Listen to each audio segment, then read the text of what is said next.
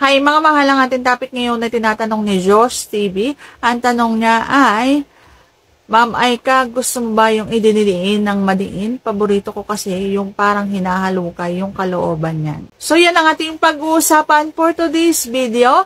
Interesado ka bang malaman kung ano aking sagot? Please keep on watching. Pero bago yan, kung bago ka pa lang sa akin channel, please consider to like this video and subscribe my channel.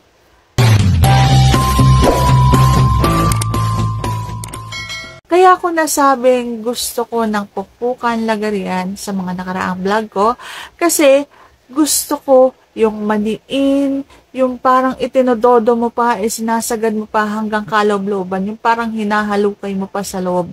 Gusto ko yan. Yun yung tinatawag kong lagarian at pukpukan. Yung pukpukan, diba, itinododo mo pa.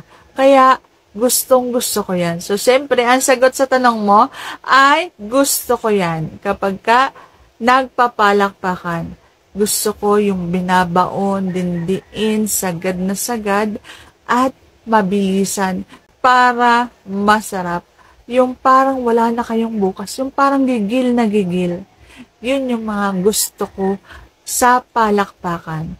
So, sana sagot ko ng tamang yung tanong. And if you like this video, please consider to like this video and subscribe my channel. Thank you for watching. See you on my next vlog.